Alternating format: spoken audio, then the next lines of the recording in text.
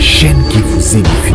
Zonga kilasi soko bengi biso to kopesa ba détail yami balezali te banande baza kotanga dans l'ensemble plus de 43 enfants de baza kotanga we baza na besoin ba bana kozana provision na bango baza na ba bien alimentaire ba bien de vivre, c'est-à-dire na kati ya dépôt na bango ça qui a l'eau sezate ça qui a semoule zate huile zate baza na secrétaire baza elo côté nous nous battons à non na koloba na passi avec beaucoup de peine, beaucoup de difficultés pour la prise en charge de ces enfants. C'est ceux qui on achète du riz. C'est tous les jours que ces enfants mangent du riz comme ça. Ils ont besoin de ce sont des enfants comme tout autre enfant. C'est pas dit que moi, ceux qui a coupé perdre tous les droits à vivre dans ces amours. Non, liwa eza événement oh maman, de là où vous êtes, vous pouvez faire face à non vivre, c'est-à-dire pourquoi babilamba matériel. Alors le kola biloko ezikaka et puis ça qui passe makasi et bana bazongi kelasi, le problème est toujours là. Les besoins sont toujours là. Besoin à kolia, ils ont besoin moko boyebi yango, ils ont besoin moko vraiment très sensible. Ne bauti kelasi, bomona bango ande bazoko tabu bauti kelasi. Bazana besoin sima ko utaki après ko utaki kelasi bazana besoin balia. Ata moi mbumalo se kota, moi potopote kota, moi lipe kota. Po bazo makasi ya kosala ba devoir bazako pesa bango. Po bazo ata ko réfléchir sur les données bazako enseigner bango. Po ba bana ko maîtriser. Boyebi que les Français disent que le ventre affamé n'a point d'oreille. Pour ceux qui bazana nzala, ba kelasi toza ko tangisa bango e ko simba pété. Yango tozoya toujours et pas inabino batu bo mesana kosala bolam bato bo mipesa bozo motema bolobaka non, nous le faisons pour la gloire de Dieu. Quand nengo lobaka osala rango pona lokumu ya Nzambe, sache-le que tu acceptes de persévérer. Et puis persévérance oyo Nzambe asenga biso, c'est pas dire que tous abatu HP Media, la chaîne qui vous édifie.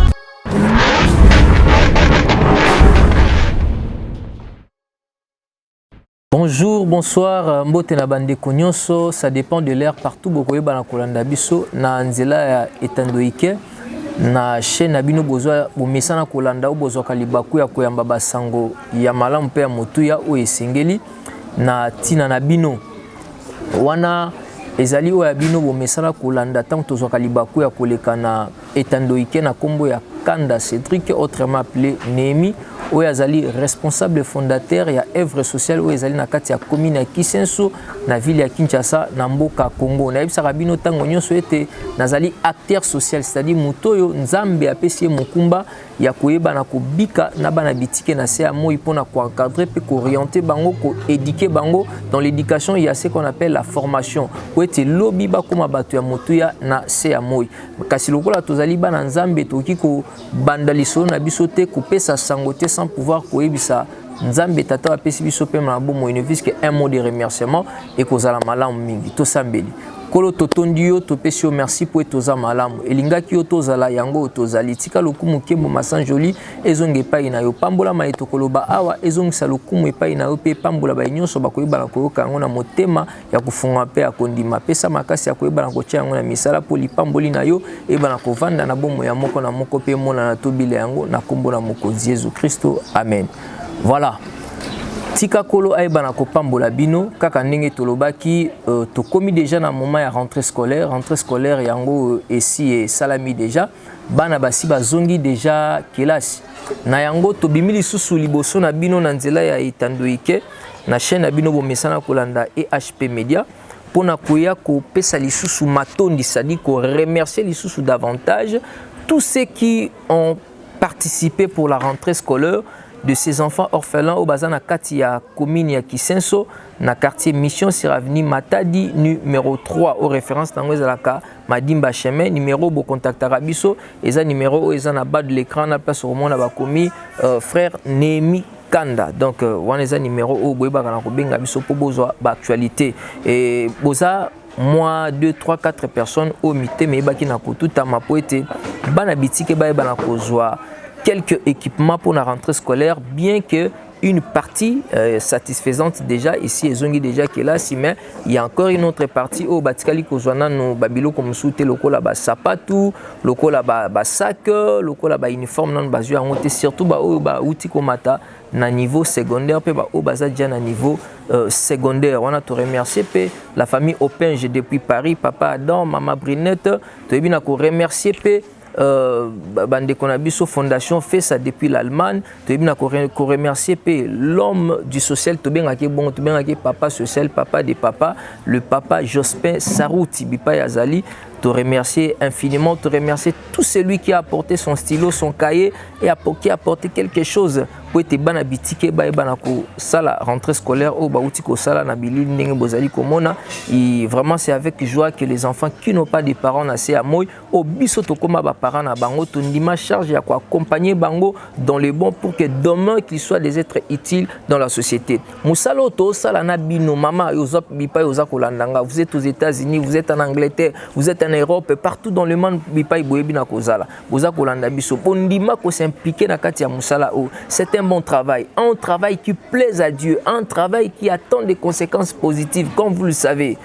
Travail moko zapenza ya malamu pe ya mutu ya toza kosala na bino ensemble. À savoir que la parole du Seigneur est en train de marteler zobeta sete likola musala toza kosala. Elobi boye, elobi ete nyonso o biso toza kolona o biso tozolona yango nde tokoyeba na kobuka yeba ke tia yango na mutu na yo pe bomba yango na motema pendant que vous êtes en train de semer le bien bolamu balona ka yango na epai ya batu mususu me babuka yango na bomoi na yo moko. C'est-à-dire quand vous êtes en train d'aider quelqu'un, sachez-le bien que la personne à qui vous avez investi en bien na kati ya bomoi na ye, c'est pas lui qui va vous payer, non, mais tant et comme ete yo buka mbumo lona ki résultat nango ekozonga epai non, c'est un thématique oyo nzambe moko nde mutasala bongo. Donc c'est le Seigneur qui a disposer tous les mécanismes et que les choses marchent ainsi. On a quoi encourager bino bato besoin qui implication ya ko soutenir bana bitike à travers le pays, surtout que bondima pe ko zo moko ya borphelinat oyo ba centre d'encadrement oyo za na kati ya commune ya Kisenso na quartier mission bipa yo tozali bana bazongi kelasi mais bobo sanate to betela ki bino lisolo tant tozolo ba maramba rentrée scolaire to baki na koyebisa bino te orphelinat ekutana kana problème moko très malheureux, c'est un événement plutôt très malheureux et comme le 24 mai, il y a année où le 24 mai, ça a été orphelin, bana kozika, bana ba perdre kabiloko et belé yangomoni et sali même que bana bazui retard, bamsou bazui retard et bazangi ba sapatu na bango tout ça même des côtés comme sous prétexte loko la moi ba provision moko boya ba bien ou eza ba non vivre, c'est-à-dire pourquoi ba bilamba matériel. Alors loko la biloko ezikaka et puis ça qui passe makasi et bana bazongi kelasi, le problème est toujours là, les besoins sont toujours là.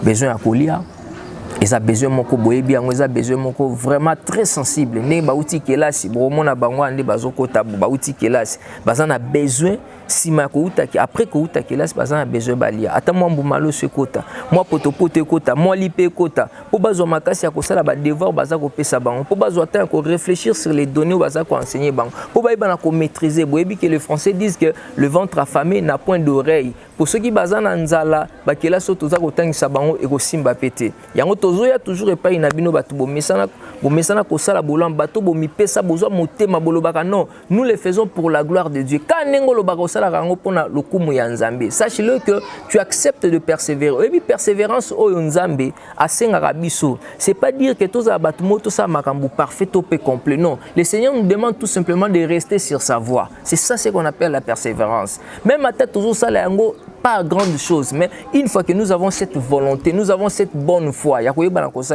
c'est alors que le Seigneur est tout à fait d'accord avec nous.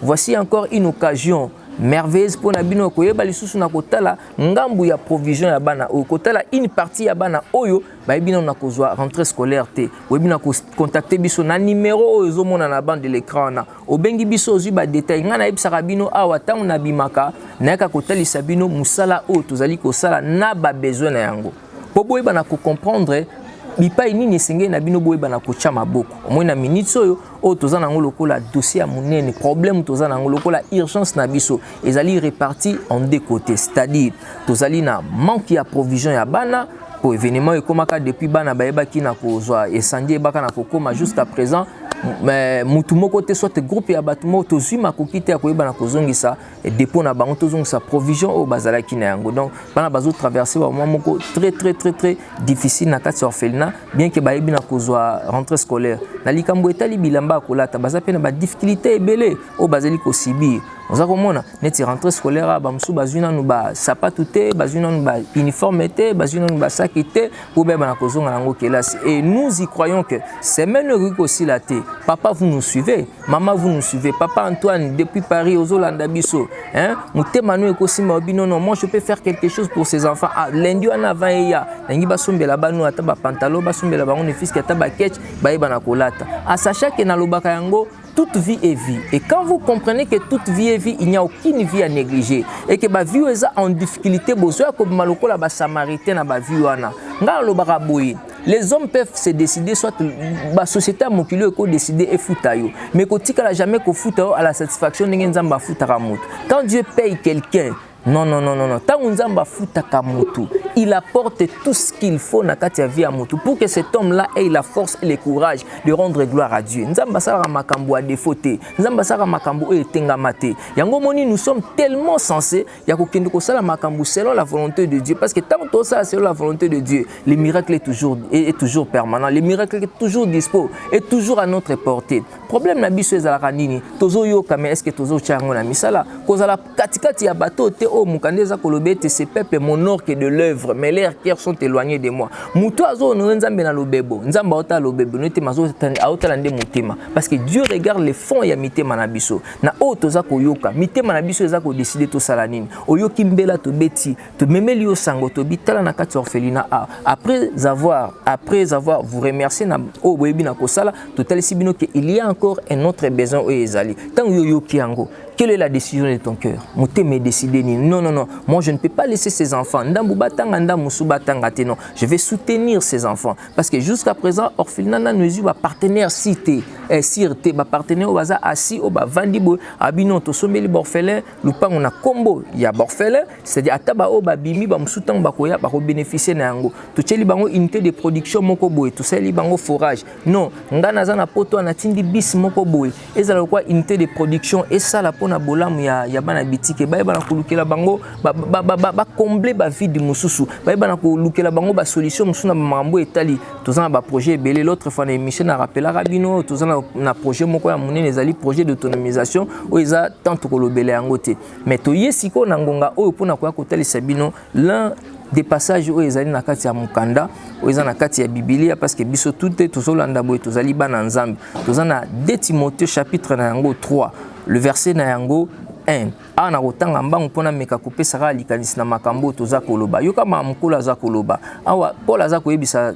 Timothée na mukando alobi boye abika sache que dans les derniers jours il y aura des temps difficiles car les hommes seront égoïstes kola talisi na suika na mo égoïste abi batu bakokoma mitema kanza mitema mabe maboko makasi ba okokali susu kokabate bato kola zo kotanga o ezali catégorie ya batu nini ces batu o basi babungi déjà nzela ces batu o balungwe na place o nzamba lingi batu bayeba na kozala ces batu oyo bazali te na contexte ya batu o nzamba za kosepela na bango nde place o nazo tuna mama moko nazo tuna papa moko par rapport ya vie oyo za ko mener na se ya moy à l'égard ya batu net ya botan yo kaka sango ba sango bitike tala bipa itozali nous sommes au sein de l'orphelinat ponga mission na ngai tout na salaka tant na yaka porter les bino nouvelles na salaka on toujours au sein de l'orphelinat na laksaka bino actualité o ezali na kati ya siège o na ba misana kolanda bilili de boza ko mona net na simana nga ndenda ko ezika ki ba ki na kocha couleur ba che couleur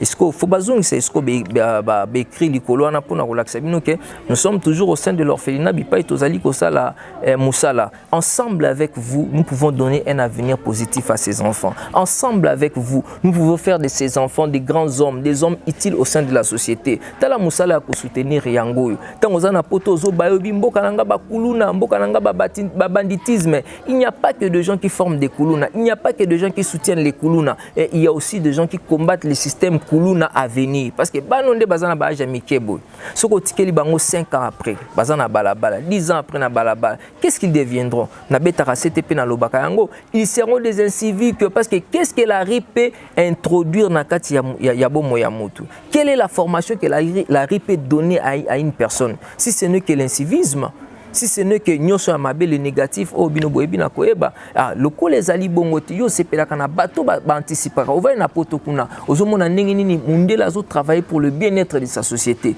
yo poza na poto mba musuko ya ko sala boye musala ona biso bozo ko to bino na nzela ya lomea nanga ya 1 franc nanga na nzela ya quelque chose nanga je peux aussi poser des actes o ya mutu ya na kati ya mboka nanga Congo parce que ça mon pays de naissance et ça mon pays d'origine quand il y a des gens qui s'élèvent pour faire du bien né na mona ba combattant parmi ces gens-là, ils appellent na batu oyo nzamba za ko susciter kati na bango ba idéologie à malam, ba motivation à malam, ba bonne pensée, bazo tala ba bino, nous n'allons pas exercer, nous n'allons pas travailler dans le négatif. To ça na ninga mabete. Nous irons dans le bon. Biso to sala makambo ko la singi biso to eba na ko sala. Tala on est encore jeune. Na kosala nyonso na senge na sala mais na nzela ya musala oyo na moni batu ko s'impliquer na musala oyo ko tatola pe monene ya Nzambe ko tombola loboko ko lobaki Dieu est grand na moni ba témoignage muta bengi na téléphone po atindela ona nous sans fante mais bengi po apesa ona nous te eza ba preuve d'encouragement oyo permettra biso to ya ko bima isu na nzela etando ikebwe pona ko motiver encore plus de gens ya ko yeba na kosala musala oyo non seulement que vous êtes en train d'aider ces enfants mais sachez-le que vous êtes en train de chercher vous êtes en train d'ouvrir aussi des portes de bénédiction porte de miracle na kati ya ba vie na bino ah ezali kambu ya pasteur te na sambela non ezali kambu tango yo sala acte boko pona bana o ozali ko to sande makomi ya Nzambe parce que Nzambe ne mutu a recommandé biso to sala ba chrétien na ba chrétien te parce qu'il y a même des gens ba sambela raté mais o ba eda bana oyo Nzambe za ko sala ba makambo ya minene pe ya somo pe ya kukamwa ou même à l'endroit des chrétiens ba za ko kamwa. Oui, bah chrétien baza ou quoi parce que tout ça bah chrétien belé o lelo baza distrait. Yango je lance un appel d'aide. Nazo senga di sungi na batu nyonso amité en malamu. Na ebite nzamba ko simba yo obengi biso tout ni quel est le besoin majeur ah lupango tozali toza ba locataire entre parenthèses mais pour dossier na yango ezali ete bana oyo nanu bazongi kelasi te bayeba na kozonga kilasi soko bengi biso to kopesa ba détail ya mibale ezali ete bana nde baza kotanga dans l'ensemble plus de 43 enfants. Des baza kotanga we baza na besoin ba na kozana provision na bango baza na ba bien alimentaire ba bien de vivre c'est-à-dire na kati ya dépôt na bango ça qui a l'eau sezate ça qui a semoule zate huile les zate baza na secrétaire baza na côté nous nous battons à non na koloba na passi avec beaucoup de peine beaucoup de difficultés pour la prise en charge de ces enfants. C'est ceux qui on achète du riz. C'est tous les jours que ces enfants mangent du riz comme ça. Ils ont besoin de ce sont des enfants comme tout autre enfant. C'est pas dit que moi, ceux qui a coupé perdre tous les droits à vivre dans ces amours. Non, liwa événement oh maman, de là où vous êtes, vous pouvez faire face à la diversité des choses. Mais la mort, personne ne peut faire face à la mort. Et surtout la mort ne nous avertit pas. Surtout la mort n'a aucun respect à l'égard de qui que ce soit. Que vous soyez qui que ce soit. Si ces enfants, sans parents, ce n'est pas que ce sont des enfants qui ont prôné, qui ont voulu, qui ont souhaité qui ont lutté à ce qu'ils soient sans parents. Non, ezali makambo bisoto yebi et comme la kabatu sans que mutu aeba na ko raisonner yango, sans que mutu aeba na ko penser. Ezana mwana mokomba muso se retrouver étiqué au moment où papa ne azo boulé, qu'est-ce que je peux faire pour cet enfant? Non, moi nanga ane akokota kelas. Tant para décider que ane au moins nanga kota kelas, ndé ane yango liwe baki na kokoma. Tande bazolia baloso ya bula iboy. Bazolia baloso abulemba musio zana bano baobwaka fufu baobwaka misuni baobwaka bambisi baobwaka eloko songolo pakala. Est-ce que tu ne peux pas réunir quelques possibilités obi? Non, cette année à ces mois ici aujourd'hui là je vais nourrir aussi des enfants orphelins. Obi li pamboli eza oya malamu zo sala pona basusu o bazana kati ya pasi ndozo mona bano obo yango ande li pamboli et ba te belé o bakota na kati ya bilanga oyo babima jamais sans témoignage. Yango tozo benga o papa, tozo benga yo mama, tozo benga bino ba nyonso bozolanda biso na kati ya mboka pe libanda ya mboka. vous soutenir bana oyo, vous fongola mitema parce que c'est une question de cœur. Si le cœur est ouvert et que le cœur exprime la compassion, la générosité, ces enfants ne manqueront pas leur propre parcelle, ces enfants ne manqueront pas les frais pour payer le frais scolaire bao bazana secondaire. Bano bakoyi bana kozanga te bakaye bakozanga te pantalon, bakoyi bana kozanga provision te bakozanga mbeto akola lela te. Soki mitema efungwami mitema elaksi bolingo elaksi mawa elaksi motema malamu bano bakoyi bana kozwa lisungi. Yango tozo lancer appel numéro na biso ezana na bande de l'écran. Na rappela ki bino na début pe na rappeler yango isu na lobi ngana zali acteur social o azali responsable fondateur ya œuvre sociale o ezana kati ya mboka Congo na ngumba Kinshasa na commune ya Kisenso na quartier Mission sur avenue Matadi numéro 3 au référence nango ezali Madimba chemin école Pentecôte. Numéro de contact na biso eza o moni eza affiché na bande de l'écran na place ba komi frère Némi donc eza 081 07 02 800 au contacter biso na WhatsApp même appel normal. Nous allons vous passer les détails. Je crois que tozaki na lokola nouvelle ya koyeba na komemela bino na mokolo lelo yango wana pona koyebisa yo boye kozala katikati ya bapimite zala katikati ya bato baza kopesa po ekomami boye oya kopesa nde bakoyeba na kopesa ye pesa ekopesa melayo mais nzamba atindiki biso topesa n'importe zote atindiki biso topesa na changa te nzamba zana ba site na ye eza lokola ba match o ba betaka soki ya ba baseball wana ndo monaka eza na place mo tango zo beta balaxi libulu fo mbume kendo kota wana c'est-à-dire lokola nzamba za nzambe ya ba révélation pe ya ba orientation a révéler pe a orienter ne sika o soki oke ne sika wana c'est alors que vous verrez sa main vous verrez sa puissance c'est alors que vous aurez automatiquement de bénédictions que vous te pas inaye et tomber sur votre œuvre yango yoki alobi c'est lui qui donne aux pauvres il prête à l'Éternel Dieu. Est-ce que vous donnez aussi aux pauvres? Est-ce que vous avez aussi l'habitude? Vous vous intéressez aussi aux pauvres, comme il est écrit, heureux c'est lui qui s'intéresse aux pauvres. Un autre aspect à cause de la erreur, c'est savoir s'intéresser aussi aux pauvres. N'habitez, si vous avez déjà eu ce sentiment de s'intéresser aux pauvres, un autre aspect à vie à monter à cause de la paix heureux, c'est savoir s'intéresser aussi aux pauvres. Il y a bateau bazana kati ya passe. Tant yo so lipa ya kolia, ezana mutu musu sous prière ne zande lipa wana eya. Même ba musu yo sali prière tenzamba pêche on a facilité. Pourquoi Dieu t'a donné à pêcher on a facilité? Et ça peut être mutu asala qui prière ya lipa wana aiba na kozwa na nzela na yo. Il faut comprendre parfois les schémas et les thématiques de Dieu. Et si vous comprenez les schémas et les thématiques de Dieu, oba nozamba musu osambeli boete. Prière ne commande ba acte aux opposés vie aux ponanga lo barango clairement na ebisa bandeko na bi conduite ya mutu liboso na nzambe ezaka déjà non na lo baka ezaka déjà ba prière au mutaza ko sala. Parce qu'il est clair, il est écrit quand l'Éternel Dieu approuve la voie d'un homme, qu'est-ce qu'il fait? Il dispose favorablement même ses adversaires.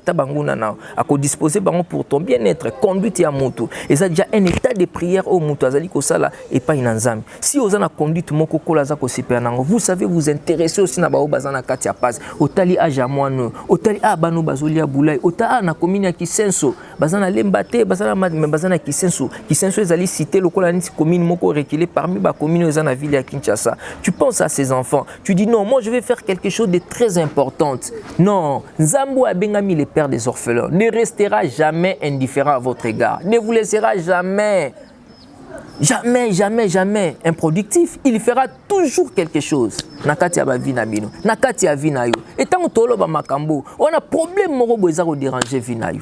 Tant que tolo ba makambo, bamusozo ba déception na habité na gauche to na droite na mutumo ba décevoir tika na ebiso. Les hommes déçoivent toujours, mais le Seigneur ne déçoit jamais. Si tu le fais pour la gloire du Seigneur, même au saliango chez un faux homme de Dieu, même au saliango chez un escroc, mais au saliango pour la gloire du Seigneur, le Seigneur sera juste à ton égard. Parce qu'il y a le Bible, même si nous sommes infidèles, il y a tikali fidèles. La condition c'est que fais-les pour le Seigneur. Pour le Seigneur a de multiples possibilités de ramener la joie, de récompenser quelqu'un, de faire en sorte que cette personne-là sache que la parole du Seigneur est infaillible. La parole du Seigneur est efficace, la parole du Seigneur est vraie et elle est juste et très comment ils ont un résultat très significatif na kati ya ba vie ya bato ba o nyonso ba yeba kana koto sape ba yeba kana koche yango na misala. Donc soutenez ces enfants au sein de l'orphelinat qui est réfugié dans la commune de Kisenso dans les quartiers Mission sur avenue Matadi numéro 3. Une fois que vous nous contactez, vous soutenez ces enfants avec tout ce que le Seigneur vous donne. Le bienvenu et nous allons toujours revenir pour koya ko remercier bino mama talelo ko salaki de bomoni ba uniforme balati abo ningo moni ba outil classe ça remerciement to pesino par rapport ya obo salaki tango pe koya ba kozwa provision otindi pe batno ba musuna Kinshasa ba ye mingi to sepelaka ozwa contact na biso mbala moko parce que ba témoignage ya ba bi ezape tellement ebelé bandiko za na poto tindi ndeko moko boye to mona yango ndeko batindi mbongo na mutaza na poto apesi ndeko za na Kinshasa apesa ki moi monta moko me ndeko kwa faire yango lisusu akwa faire ngota parler ma kwa faire parler te akati yango lisusu donc c'est tant mieux contacter biso so contacter biso mba moto peso état des besoins et au biso to somba nous allons te monter ça bandeko musuka papa ah bola ça pour nini bana besoin de loko akolia parce que nous vivons avec ces enfants du jour au lendemain au quotidien battant et pesa biso na se amoy nous partageons notre vie avec ces enfants pour que ces enfants deviennent dans les temps à venir des êtres utiles na se amoy yo mutozi décision ko sala malamu sachez-le bien que ba acte yo ko poser pour na bano ya on des prières ya bénédiction pour na yo tika kola pambola yo à la prochaine occasion. Là je remercie les caméramans qui étaient avec nous derrière la machine, Dédé Mungo, un soldat dans les champs de bataille, l'homme infatigable Aigle de Kawele, de remercier Makasi Kolo Pambolaye. HP Media, la chaîne qui vous édifie.